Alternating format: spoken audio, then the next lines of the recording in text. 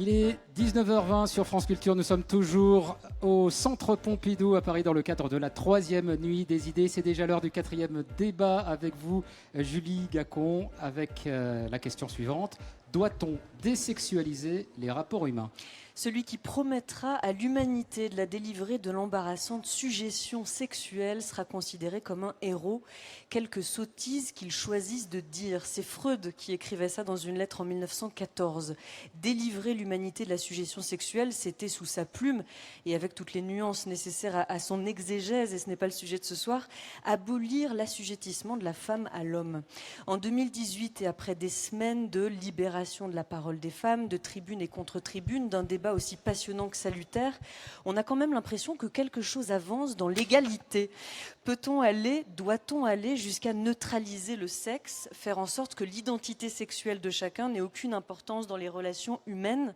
J'accueille pour en parler Céline Pic. Bonsoir. Bonsoir. Vous êtes porte-parole d'Oser le féminisme, association présidée par Caroline Dehaas et qui se donne pour mission de déconstruire les préjugés sur le féminisme et d'éradiquer le patriarcat. Vous êtes avec Cécile Guilbert. Bonsoir à vous. Bonsoir. Merci d'être avec nous, essayiste, romancière, chroniqueuse chaque mercredi dans le journal La Croix. Vous avez signé la tribune pour un droit d'importuner qui, en étant peut-être un point de départ pour cette émission, n'en est pourtant pas pour autant le sujet principal. Alors peut-on désexualiser les rapports humains ? Est-ce que vous trouvez que l'identité sexuelle prend une place trop importante dans les relations entre individus ? Peut-être vous d'abord pour commencer, Cécile Guilbert. Oui, je dois dire que quand on m'a soumis cette question, j'ai été un peu étonnée. J'ai trouvé cette question saugrenue et en tout cas un gros symptôme de ce qui ne va pas ou de ce qui ne va plus ou de ce qui n'a jamais été en fait. Doit-on, peut-on, c'est plutôt une injonction du type moral. C'est plutôt quelque chose qui est lié à la morale. Les rapports humains, je les entends, puisque j'en suis à la vieille grammaire sexiste, comme les rapports entre hommes et femmes, mais aussi entre hommes et hommes et femmes. Et j'imagine que s'il y a 40 ans, on avait répondu oui à cette question, on aurait tout simplement conduit à l'extinction de l'espèce humaine, puisque je pense qu'on parle justement du sexe et pas de la sexualité reproductive, parce que quand on demande peut-on désexualiser les rapports humains, en fait, les rapports humains sont déjà désexualisés en partie, puisqu'il existe la procréation médicalement assistée. Donc on voit bien que la question c'est le sexe, et qu'en fait, sous les rapports humains, on parle de hétérosexualité. Je pense que c'est ce que vous sous-entendez dans cette question. Non. Pour l'instant, on parle vraiment de l'identité sexuelle de chacun. C'est-à-dire, on est toujours, et notamment dans les débats qui ont eu lieu depuis quelques mois, est-ce que le féminisme aujourd'hui aurait tendance peut-être à essentialiser ce qu'est un homme, ce qu'est une femme, donc renforcer le clivage contre lequel il entend lutter, en disant, voilà, nous, en tant que femmes, on prend la parole, c'est aux hommes qu'on s'adresse. Là, on parle vraiment pour l'instant une question d'identité, de mettre en avant sa condition de femme et donc peut-être renforcer les clivages d'identité. Céline Pic. Alors, au contraire, en fait, les féministes ont un discours anti-essentialiste, c'est-à-dire que on refuse, en tant que femme, d'être enfermée dans un rôle de sujétion et en particulier un rôle de mise à disposition auprès des hommes et auprès des agresseurs qui ont aujourd'hui la possibilité de violer, d'agresser ou d'harceler globalement en toute impunité, puisque je rappelle les chiffres, c'est qu'environ 1% des violeurs aujourd'hui en France sont réellement jugés en cour d'assises et envoyés en prison. Donc, et on essaye aussi de tracer une ligne qui est extrêmement claire à comprendre et pour les hommes et pour les femmes.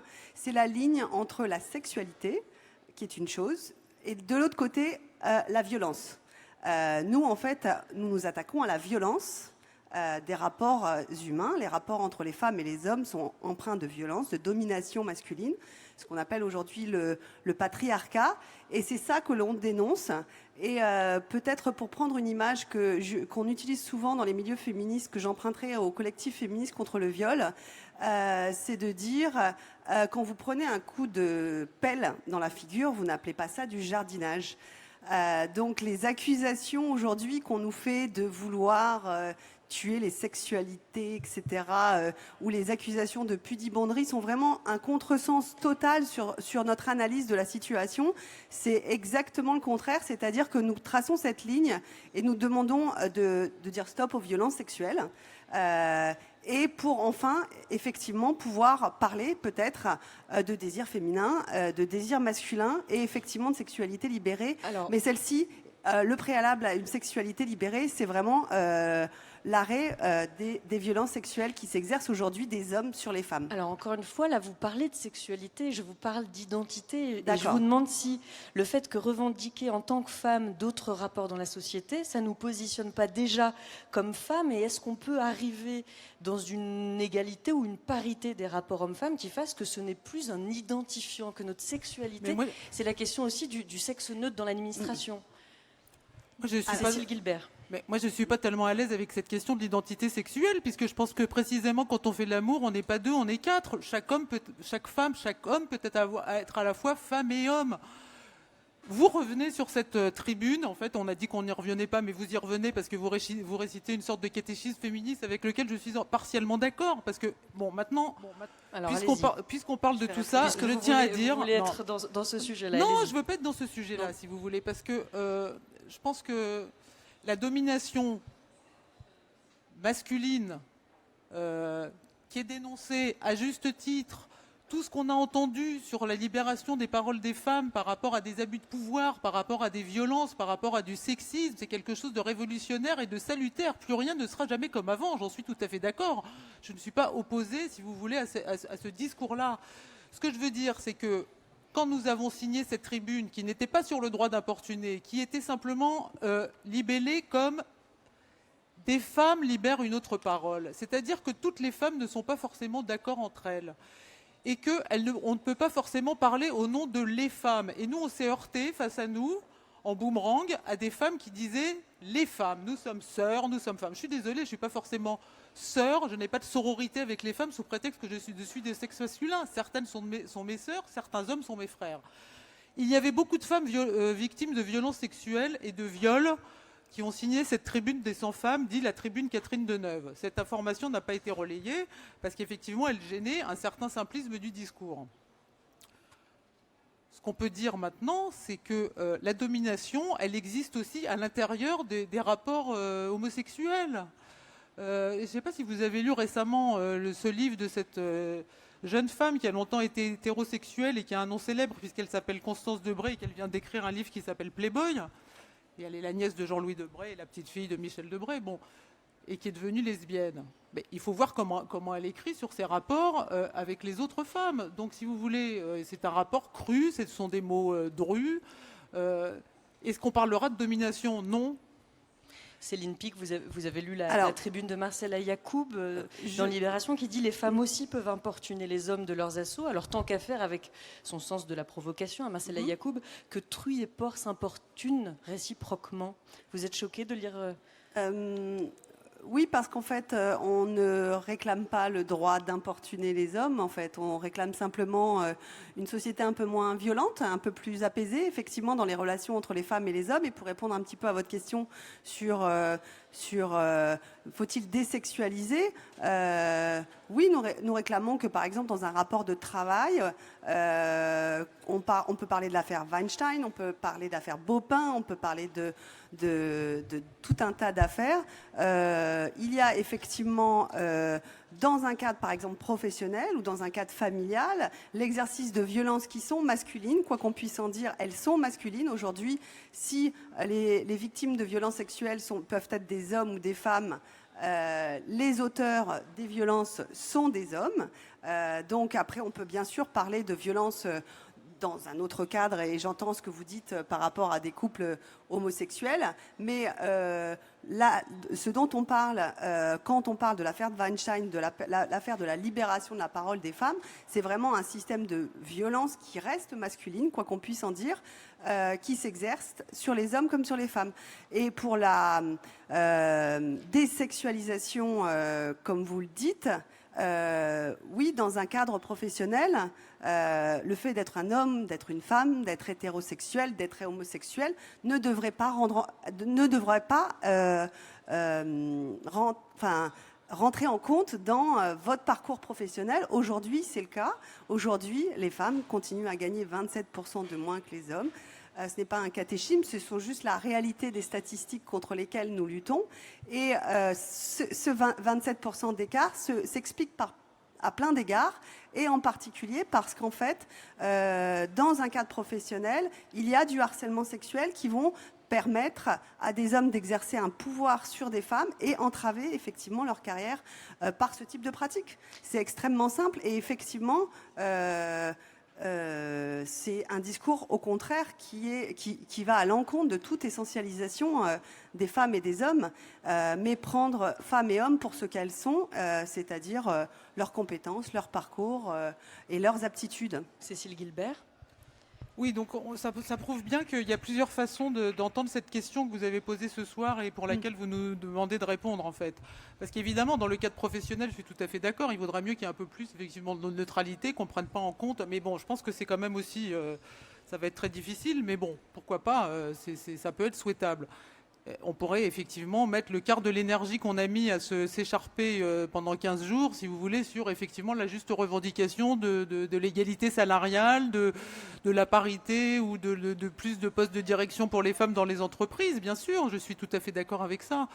Maintenant, pour revenir au début de votre première question, à savoir la sexualité, parce que c'est quand même de ça dont on parle, parce qu'en fait on aurait pu poser la question sous la façon suivante, plutôt que de dire doit-on ou faut-il désexualiser les rapports humains, on aurait pu dire tout simplement comment rendre le sexe entre les êtres humains plus libre, plus joyeux, moins violent, plus égalitaire.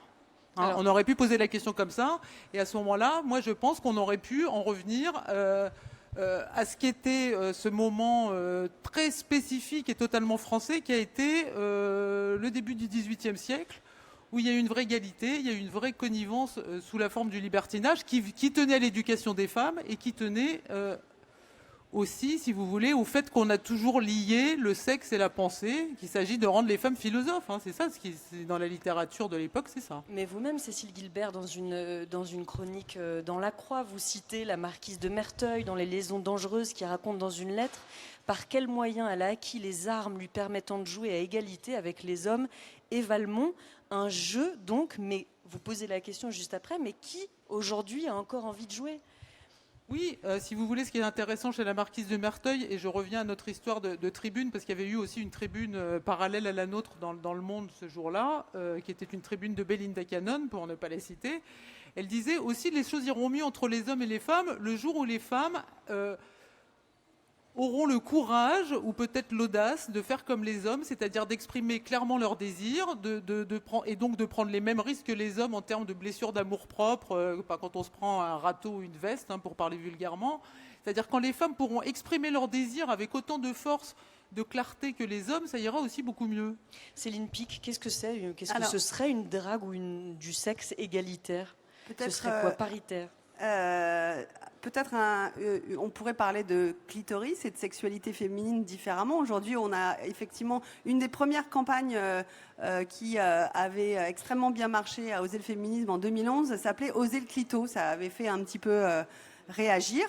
Et je pense qu'aujourd'hui, les attaques que les féministes ont pu subir en termes de pudibonderie, etc., sont totalement à côté de la plaque, à mon avis, puisqu'au contraire, on réclame plutôt une sexualité réellement libérée, c'est-à-dire une sexualité qui ne soit pas juste phallocentrée, centrée sur le désir irrépressible masculin. Pour moi, il n'y a pas de désir irrépressible masculin. Il a un désir masculin, il a un désir féminin qui doivent se rencontrer pour un rapport sexuel. Et aujourd'hui, la conception que nous impose ce qu'on appelle, je le répète, le patriarcat, c'est vraiment une croyance dans un sorte de désir irrépressible masculin qui devrait aboutir nécessairement à une violence contre les femmes. C'est contre ça qu'on se bat pour une sexualité partagée et désirante de la part des deux parties. Donc parlons clitoris, parlons désir féminin, parlons des lesbiennes, parlons de sexualité homosexuelle, hétérosexuelle. Ça, effectivement, on parle de libération des sexualités. Aujourd'hui, de recentrer le débat sur on attaque les hommes, etc., c'est, je pense, un combat d'arrière-garde sur une vision de la sexualité qui est effectivement phallocentrée. Cécile Guilbert. Alors, je suis en partie d'accord avec vous sur certaines choses. Alors, une chose qui me frappe, si vous voulez, c'est qu'on parle de sexualité. Bon, la sexualité, c'est effectivement, il n'y a pas que la sexualité féminine qui est le continent noir, d'une certaine façon. La sexualité, c'est vraiment le truc qui fait flipper l'humanité, qu'on essaye de réprimer, qu'on essaye de canaliser, qu'on essaye de pénaliser, notamment dans son aspect non procréatif, qui est en fait le sexe, l'érotisme, etc. C'est pour ça que depuis toujours, les clergés s'en emparent. Alors moi, ce qui me frappe beaucoup, c'est qu'on a l'air de parler de tout ça comme si c'était évident et clair pour tout le monde, mais en fait, nous vivons une époque, à mon avis, d'obscurantisme sexuel total, dans la mesure où il a fallu des campagnes sur le clitoris. On s'est aperçu en 2016 qu'il y a eu une enquête du Haut Conseil à l'égalité, où plus de 70% dans une classe de lycéens, dont on dit par ailleurs qu'ils sont abreuvés de pornographie, qu'ils ne savaient ni les hommes ni les femmes, ces lycéens de 15 ans, ce qu'était un clitoris, à quoi ça servait et où ça se trouvait. Il a fallu attendre 2016, encore une fois, pour que pour la première fois, il y ait dans un manuel d'anatomie une représentation juste du clitoris. Mais si vous voulez, moi je suis pour toujours équilibrer le propos, à savoir qu'effectivement la jouissance féminine est toujours quelque chose qui semble inconnu de certains hommes qui ont une sexualité peut-être phallocentrée comme vous dites, je veux bien en convenir, mais de l'autre côté, c'est un peu la même chose, parce que les femmes s'imaginent que sous prétexte que les hommes, puisqu'on met les pieds dans le plat et qu'il faut parler des choses, sous prétexte que les hommes ont une érection, ils sont excités, ou sous prétexte qu'ils éjaculent, ils jouissent. C'est pas vrai non plus. Il y a des tas de phénomènes qui sont liés à la sexualité humaine, celle des hommes et celle des femmes, qui font l'objet d'une méconnaissance absolument abyssale aujourd'hui encore. Le nombre de femmes qui, paraît-il, simulent dans les rapports de pénétration est, paraît-il, colossal aussi. Donc, si vous voulez, je pense que l'humanité patauge toujours là-dedans. Céline Picq, c'est peut-être quelque chose sur laquelle vous vous rejoignez. Je pense que sur le continent noir du désir féminin, je pense qu'on est complètement d'accord. Et votre évocation du porno m'interpelle. J'avais aussi une autre réflexion qui venait par rapport à la réflexion sur le libertinage, mais peut-être qu'on est un peu passé. Restez peut-être sur le porno, parce que l'éducation, on entend toujours dire qu'il faut encourager les femmes à parler, qu'il faut encourager les petites filles à savoir dire non, et puis on n'entend jamais dire qu'il faut éduquer les garçons, notamment sur cette question. Moi, j'aimerais bien qu'on parle d'une sexualité qui soit joyeuse et désirante des deux parties, mais en fait, on pourrait aussi s'interroger sur la représentation que nous donnent à voir les films pornographiques. Pour rappel, les statistiques montrent qu'aujourd'hui, je crois que le premier visionnage d'un porno, c'est environ 11-12 ans pour les garçons, un peu plus tard pour les filles. Donc c'est bien avant l'entrée dans la sexualité. Et en fait, en fait, il y a un certain nombre de statistiques qui ont été faites. 88% des films porno montrent des images de violences sexuelles. Donc là encore, on confond violence sexuelle et sexualité libérée, ce qui n'a strictement rien à voir. Les images de porno montrent des images relativement violentes, centrées sur, excusez-moi, je vais mettre aussi les pieds dans le plat, des énormes pénis en érection, et concentrées sur la pénétration vaginale.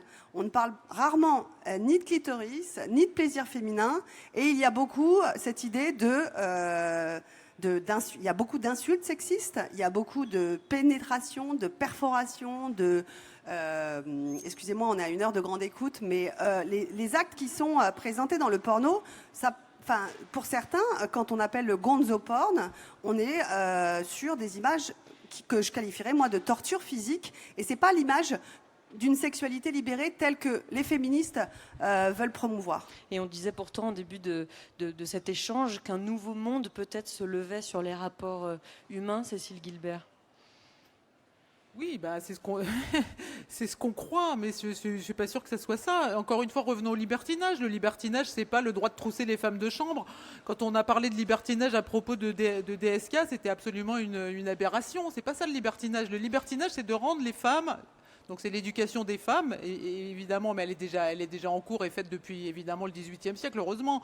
Mais si vous voulez, c'est les rendre le sexe ne peut pas se dissocier de la pensée d'une certaine façon. C'est valable pour tout le monde, pour tous les êtres humains. Merci beaucoup. On arrive à la fin de cet échange. Merci à vous deux, Cécile Guibert et Céline Picq, d'avoir été avec nous. Du grain à moudre spécial Mi des idées, de 18h20 à 20h, Julie Gacon, Hervé Gardette. dernier débat de cette nuit des idées en direct sur France Culture depuis le Centre Pompidou. À quoi aujourd'hui dire non ? Nous avons proposé à tous les invités des discussions précédentes de rester avec nous pour ce dernier échange. Vous êtes donc 5. Oui, parce qu'il y en a qui ne pouvaient pas, Julie Gacon. Mais oui, il y en a qui Voilà. ne pouvaient pas. Donc Oui, ils sont ce n'est pas 5, mais c'est qu'ils très bien. Ce n'est pas qu'ils ont dit non au débat. Cécile Guilbert, Céline Pic, Bakary Sacco, Lucille Schmitt et Laurent Nerev, vous êtes donc restés avec nous pour cette question. À quoi aujourd'hui dire non ? Oui, parce que ça nous semblait un petit peu trop facile finalement de faire des débats de 20 minutes. Vous savez qu'avec Julie Gacon, dans Dimanche et après, dans Du Grain à Moudre, on a 40-45 minutes pour réfléchir à un sujet. Là, 20 minutes, c'était encore trop facile. Donc, un seul sujet pour 5 participants. On va essayer de le faire. À quoi aujourd'hui dire non ? Il y a déjà des petites choses d'ailleurs qu'on a entendues dans les différents débats, notamment dire non à Facebook. Peut-être qu'aussi il faut dire non à France Culture pour les moins de 18 ans dans certaines discussions. Mais c'est Emmanuel Macron en fait qui nous a suggéré cette dernière question, comme il l'avait fait d'ailleurs pour la première. Je rappelle, avons-nous quelque chose à faire pour la nation ?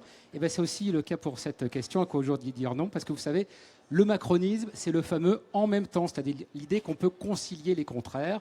C'est une culture de consensus qui, par définition, est censée entraîner l'adhésion du plus grand nombre. Mais ce consensus, nous dit par exemple la philosophe Chantal Mouffe, c'est une illusion. Le conflit est nécessaire à la démocratie. Alors à quoi est-ce qu'on peut s'opposer en démocratie ? À quoi est-ce qu'on peut dire non ? C'est donc à cette question qu'on vous a demandé de réfléchir en amont à tous les 5. Laurent Néret, c'est à vous que je vais poser d'ailleurs cette première question. Comment est-ce que vous avez eu envie, vous, d'y répondre ? Moi, ce qui m'est venu à l'esprit, c'est le fait de dire non aux pressions en tout genre qui porteraient atteinte à deux grandes valeurs qui sont liées, la liberté d'expression et l'indépendance. Et là, je parle en tant qu'académique, en tant que chercheur. Ce sont des pressions qui peuvent être variables. Et aujourd'hui, une tribune est publiée dans de nombreux journaux de journalistes, mais également de représentants d'ONG qui subissent des actions en justice de la part d'un certain nombre d'industriels qui leur reprochent de les diffamer parce qu'ils ont des propos sur leur comportement d'un point de vue de leur gestion de leur politique en tant que multinationale. Une pression, on en a eu une, nous aussi, d'ailleurs, je le rappelle, pour cette émission à laquelle devait participer Eugénie Bastier. Puis voilà, il y a eu un appel à manifester contre sa présence sur Facebook qui fait qu'elle a préféré, et comme je le disais au début de l'émission, on la comprend absolument, ne pas venir et ne pas prendre le risque d'être totalement déstabilisé. Mais je vous laisse poursuivre. Je ne crois pas qu'on y gagne à limiter le débat, à le museler. Toutes les opinions, dans la mesure où elles respectent les lois de la République, et si elles ne les respectaient pas, eh bien, il y a des enceintes pour cela, pour les sanctionner.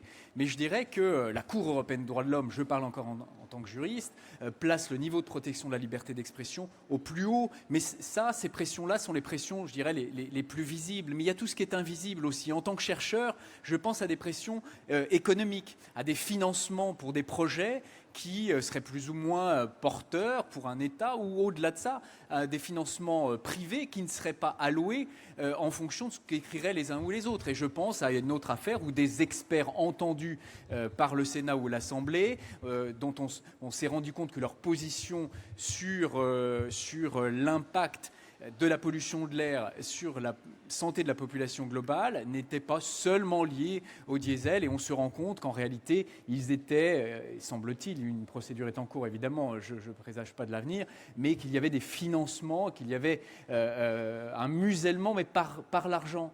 Voilà ce à quoi il faut sûrement peut-être dire non, et je pense à la fable de La Fontaine, le loup et le chien. Mais qu'as-tu donc là, lui dit le loup qui est affamé au chien. Qu'as-tu donc là ? Ah, c'est rien, c'est le collier. Mais quoi, tu ne peux pas courir dans les bois ? On te donne toute cette nourriture, tu es gras. Mais moi, je ne veux pas que ma liberté en prenne un coup. Est-ce qu'il faut du courage pour retirer le collier ? Est-ce qu'il faut du courage pour dire non, davantage d'ailleurs que pour dire oui ? Et est-ce qu'on est dans un pays, ici en France, où cette question du courage se pose ? Qui veut répondre à cette question ? Moi, je veux bien. Madame Schmitt. Oui, moi, je pense que c'est pas un hasard si les lanceurs et les lanceuses d'alerte se multiplient. Vous savez, aux États-Unis, on parle de whistleblower, et c'est une tradition qui existe depuis très longtemps. Et en quelque sorte, il y a une espèce de multiplication de lanceurs d'alerte sur les sujets les plus quelque part les plus évidents, mais les plus divers. C'est ça que je trouve très intéressant. Ça existe sur la finance, ça existe évidemment sur les questions de santé et d'écologie, sur les perturbateurs endocriniens. On peut dire quelque part que le mouvement MeToo est une sorte de mouvement de lanceurs et de lanceuses d'alerte. Mettons les hommes parce qu'il y a des hommes féministes, je crois qu'il faut le dire aussi. Ils ont été peu présents dans ce débat, mais je pense qu'il y en a sans doute beaucoup là ce soir. Et donc je pense qu'il y a évidemment la question du courage, parce que ce qu'on voit sur les lanceurs d'alerte, c'est qu'on dit qu'on leur donne un statut, mais ils perdent leur travail, ils affrontent des procès face à des multinationales puissantes, ils voient leurs revenus divisés par 10, et ils voient aussi l'opprobre social, c'est-à-dire que quelque part, le courage, c'est aussi le courage d'être solitaire et qu'on se détourne de vous, peut-être pour se retourner vers vous ensuite. Mais je crois que la question de lancer l'alerte, elle est vraiment un élément de courage individuel et collectif, et qu'il en faudrait plus aujourd'hui peut-être au sein de l'État par rapport à certaines réalités qu'a rappelé Laurent Néret. Bakary Sacco, je rappelle que vous êtes militant associatif, vous travaillez dans les quartiers du 19e arrondissement de Paris. Est-ce que cette notion de courage, c'est quelque chose à laquelle vous pouvez être confronté, c'est-à-dire avoir des obstacles contre lesquels vous devez vous battre dans votre travail de tous les jours ?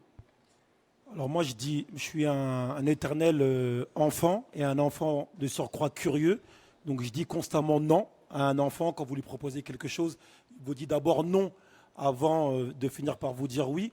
Et je dis non constamment dans mon activité quotidienne au clientélisme que l'on peut voir aujourd'hui dans l'action sociale. Non au fait que aujourd'hui, de plus en plus, vous n'avez pas de talent, mais vous êtes dans les bons réseaux. Vous avez les bonnes relations, les bons contacts. Alors on vous maintient dans ce jeu politique, on vous maintient dans ce jeu du pouvoir parce que vous êtes dans les bons papiers. Et ça nous empêche aujourd'hui en France d'être dans la performance sociale. Je suis dans l'action sociale, je ne touche pas de crédit. Depuis 20 ans, je n'ai jamais été salarié d'aucune association, mais je suis entrepreneur. Et vous voyez, entre ces deux mondes, en tant qu'entrepreneur, chaque jour, vous devez faire en sorte que votre chiffre d'affaires soit atteint. Pourquoi ? Sinon, en fin d'année, vous déposez le bilan. Mais ce que je constate dans l'action sociale, c'est que vous donniez du résultat ou pas, que vous soyez performant ou pas, si vous êtes dans les bons papiers, si le clientélisme fonctionne, ben vous aurez vos crédits. Vous serez salarié, toujours de votre structure. C'est un peu le système des élus. L'élu, je prends un ministère au hasard, ministre de l'Emploi, chargé de la formation professionnelle des jeunes, eh ben que vous trouviez du boulot ou pas pour les jeunes, votre salaire, lui, ne diminuera pas. Donc la performance aujourd'hui n'est pas demandée parce qu'on est aujourd'hui un petit peu trop dans cet aspect et dans cette idée de clientélisme. Donc moi aujourd'hui, surtout dans les choses que l'on vit sur le 19e arrondissement, vous avez des jeunes, 14-15 ans, n'ont plus aucun rêve. Alors comment vont-ils avoir un plan ? Alors à force de dire non tous les jours, quand on a envie de s'opposer, Bakary Sacco, comme vous le dites, à des injustices, à des inégalités, à force de dire non, est-ce qu'on finit par perdre la valeur de ce que veut dire non ? Et est-ce qu'on finit par dire non à tout et n'importe quoi, sauf peut-être aux questions essentielles ? Qui veut y répondre ? Céline Pic, s'apprête à répondre. Je voulais juste déjà dire que le parallèle qui a été fait entre MeToo et les lanceurs d'alerte, moi je le trouve assez pertinent parce qu'en fait, ce que vous venez, le témoignage que vous venez de faire, parce qu'en fait dire non, il faut une certaine forme de courage. Donc je répondrai plutôt à la négative à votre question, c'est que les personnes qui disent non face à une opinion dominante, face à un système qui est dominant, ont souvent beaucoup plus à perdre qu'à gagner en fait. Donc, et on le voit aujourd'hui avec les femmes qui parlent dans la campagne MeToo. On a longuement parlé des hommes qui étaient accusés, des fois sans preuve, etc. Mais en fait, on voit dans l'ensemble des affaires qui ont été menées, exactement comme les lanceurs d'alerte, les femmes qui ont parlé ont souvent payé cher le courage qu'elles ont eu de dire non.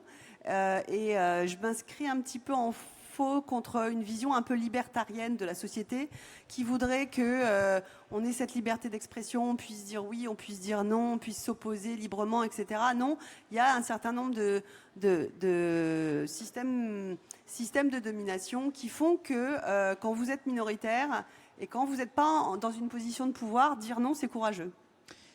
Cécile Guilbert, sans refaire le débat qui vient d'avoir lieu, mais dans la démarche qui a été la vôtre, est-ce que pour vous c'était aussi une façon de dire non à quelque chose et de dire non à ce qui pouvait être peut-être par rapport à la majorité de l'opinion?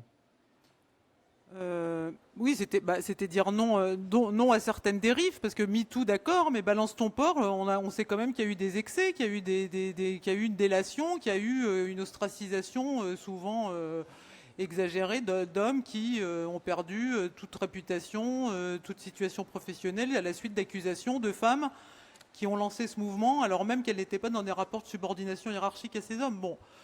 Mais je ne veux pas attiser encore les braises sur cette affaire, mais c'est dire non au macartisme sexuel, oui, ça oui. Mais est-ce que la valeur du non, elle peut aussi se mesurer à ce que l'on n'est capable de perdre en disant ce non? C'est-à-dire, est-ce que vous, par exemple, vous aviez mesuré, est-ce que vous avez perdu des choses, pris un risque quelque part, Cécile Guilbert? J'ai pris un risque évidemment puisque tous les débats sont hystérisés, qu'il n'y a plus de débat, que justement par les réseaux sociaux on a le droit à des torrents d'insultes. Bon, moi personnellement, là où je dis non, c'est que je rejoins monsieur, c'est-à-dire que puisque j'écris et qu'après tout je n'ai que comme seule arme les mots et écrire, je dis non effectivement à tout ce qui pourrait restreindre la liberté critique. Je suis obligé de me battre parce que j'écris aussi, comme vous l'avez dit, dans un journal qui est un journal chrétien, où je parle de sexe, où j'ai parlé, parce que ça m'avait beaucoup frappé, le fait que cette libération de la parole des femmes n'ait jamais été mise en parallèle avec la libération des paroles des victimes de la pédophilie dans l'Église ou des abus sexuels dans l'Église. Donc je peux vous dire que ça fait quand même aussi des remous, que par exemple aussi des choses qu'on ne met pas en rapport, c'est-à-dire que quand Tariq Ramadan a été effectivement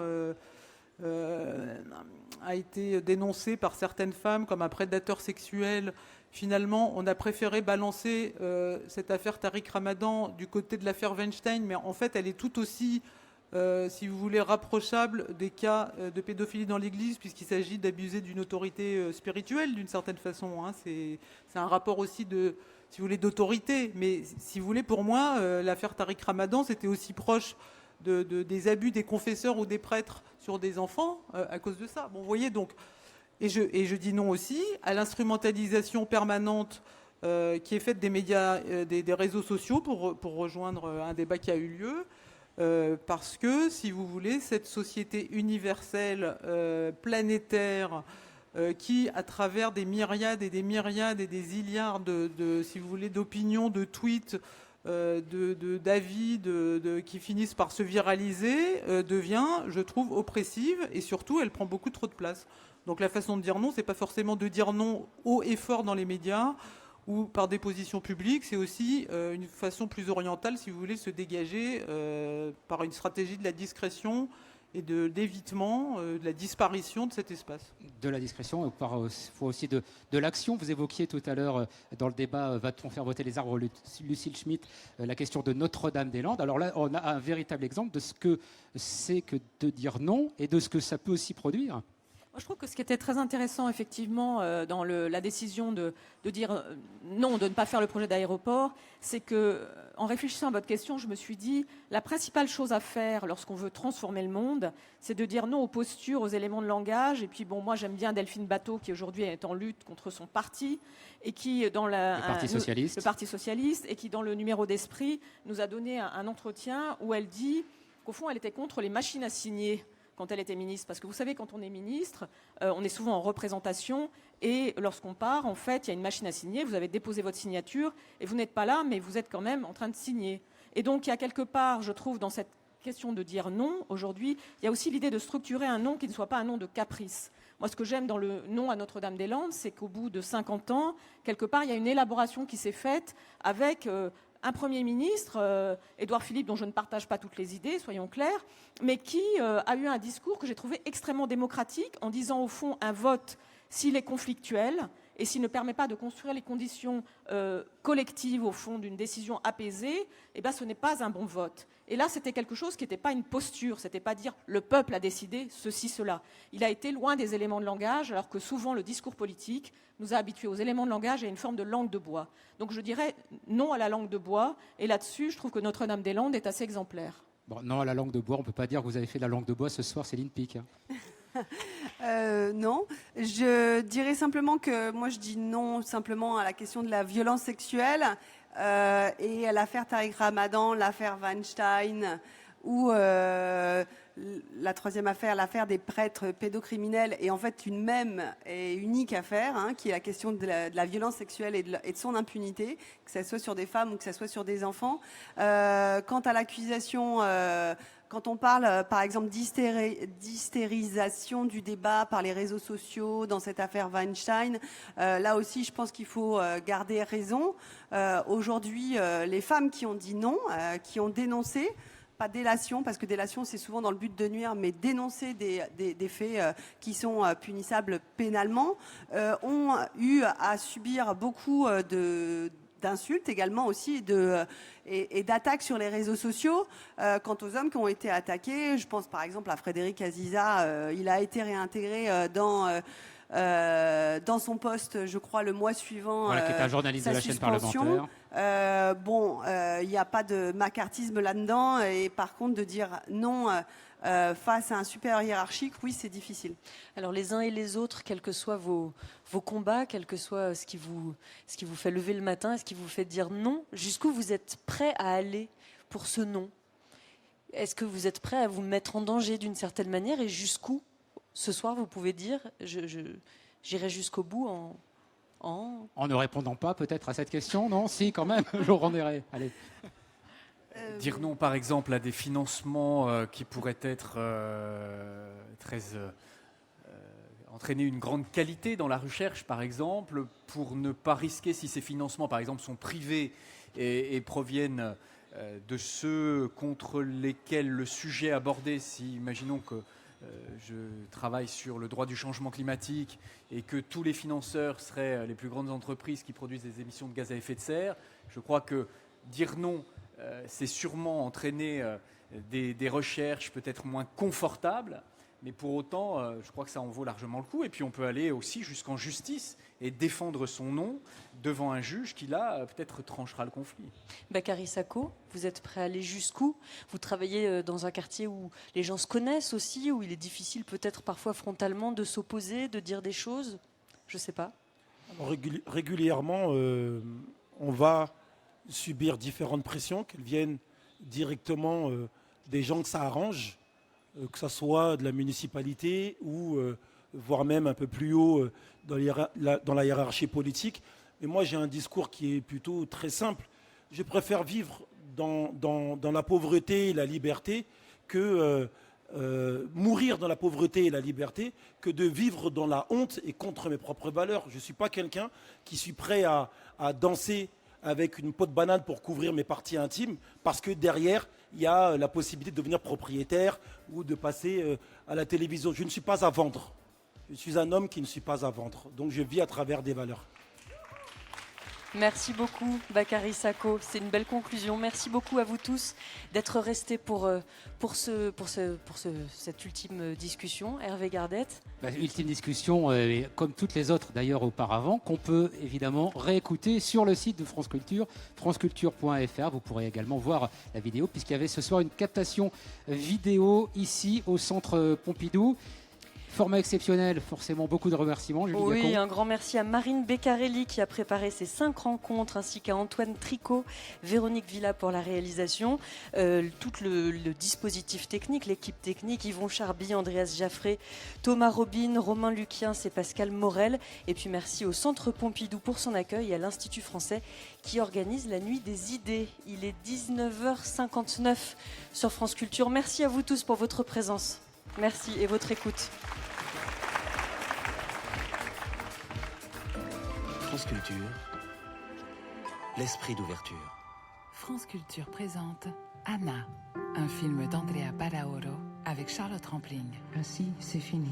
La vie de Anna bascule lorsqu'elle doit survivre entre réalité et déni à l'arrestation de son mari. Je dois être seule pour voir clair en moi. Un portrait intimiste incarné par Charlotte Rampling, prix d'interprétation féminine. Vous lancez à voix nue? Je lui pardonnerai jamais. Et tu devrais jamais lui pardonner non plus. Anna, actuellement au cinéma. Un film France Culture. Voilà, tout de suite sur France Culture, il est 20h, c'est l'heure d'À voix nue. Merci les amis.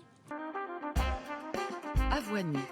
Toute cette semaine, de lundi à vendredi, Mathilde Wagman rencontre